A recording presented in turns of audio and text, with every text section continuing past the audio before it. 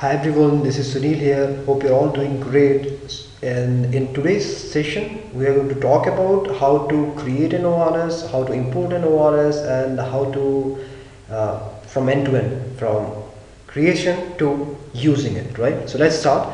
How do I create an ORS? To create an ORS, the documentation is there in the administration guide. That is, it's there in here. You can check it. I'm talking about this guide. It's in here, so you can check it later, but I'm going to talk about I'm going to start on how to do it practically. So you log into the server. You must be in the server to do it, right? Once you are in the server, what you do is you go to this server and you go to this bin. You have a program called a sip_add. So just go here, open the command prompt like ced, go there, right? And you execute this command sip_add .bat. I know that you cannot see the screen properly, but I cannot do anything actually to extend it. I don't know actually why it works in this way. But what I'm writing is sip_add .bat, then create_ORS, right? And enter. Then it is very easy. It's not a difficult thing. You provide the name Oracle, because my database is Oracle, and Informatica basically supports only these three databases as of now, version 10.1, right? And enter, because you can choose either service, it doesn't matter, you can leave it default. My installation is over localhost, so I'm going to keep it like that.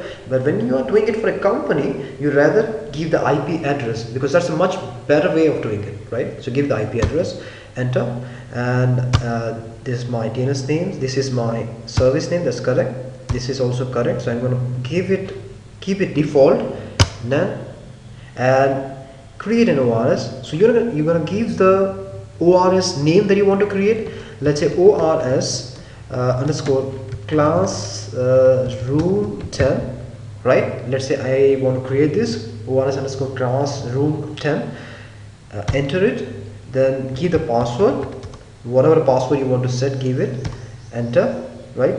And this is the sys user. You must have the user ID password. I mean, user ID you know already, that is sys, right? And the password, you must know the password of the sys in order to continue, otherwise you cannot, right?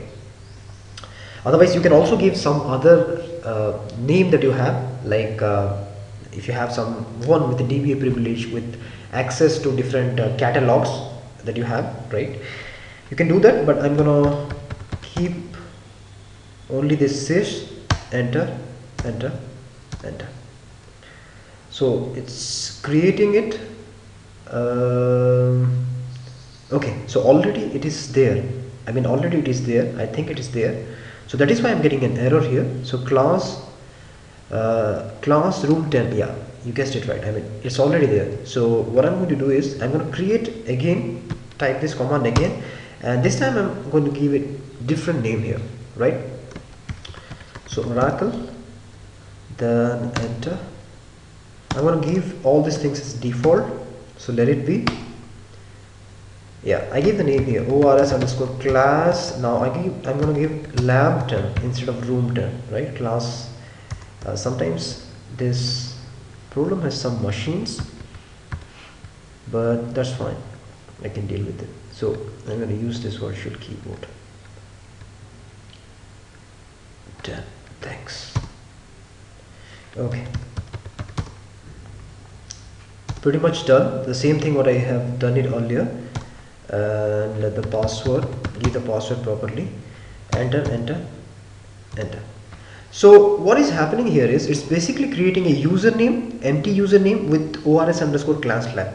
Now you don't have anything over here. So let me try to log in with this user and let me check it out. So ORS underscore class lab 10, right? So connect. So I am able to log in, right? What do I see here? Select start from tab or from user tables. I don't see anything. It means I don't have anything, right? So normally a repository will contain over 289 tables, any ORS. So how do I create those tables? To create those tables, what you do is you go here you run this command sip underscore and you say import ORS instead of create ORS, enter, and same Oracle, and all the details are the same, right? So just make sure that you give the ORS name properly, otherwise you'll be in trouble. So it's going to ask you, yeah, right now here you're going to give the ORS name properly, ORS underscore class lab 10, and enter, and the password, enter the password what you have given in earlier steps, enter, yeah. So it's creating now, and here I go. I can also log in into here, and I can check what's going on. I can see, I can also say count instead of this, and I can say enter. So here I go, 283. So it's done, pretty much it is done.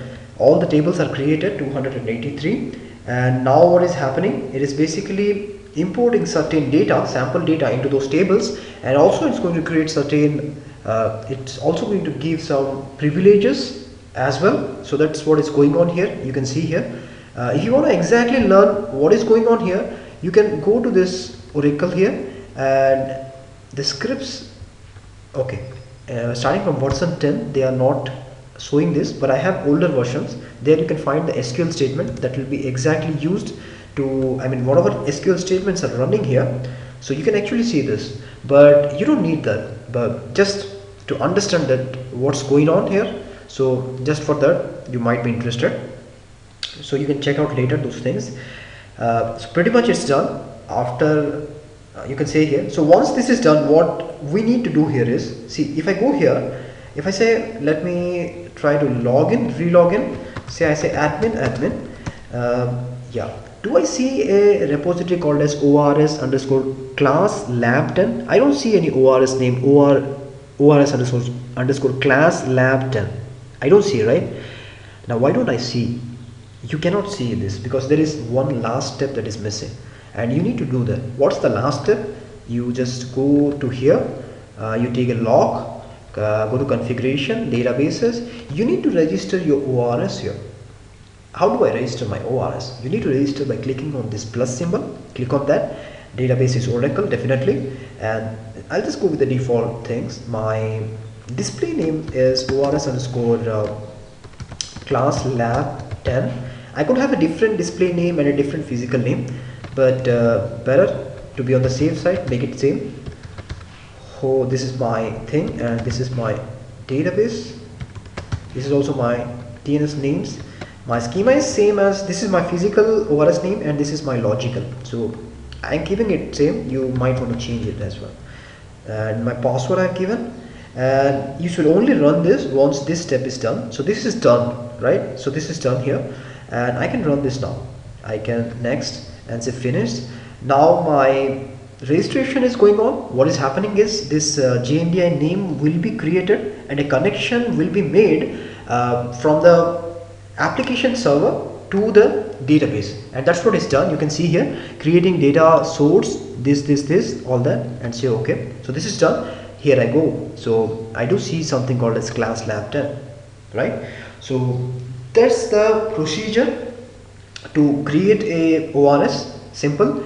And if you have any difficulty in understanding this class or anything, you just open this particular guide that I have earlier mentioned, and here you can see all the steps. Hub store installation, everything is in here, right? All the things. If you get any error, then mostly the error will be related to Oracle database, which you have to check it in the Oracle database and try to resolve it. Okay, so I think with that the creation of ORS is pretty much done. I'll finish the class with that, and thank you very much for your patience, and for other videos check out the channel. Okay, thanks guys, thank you very much.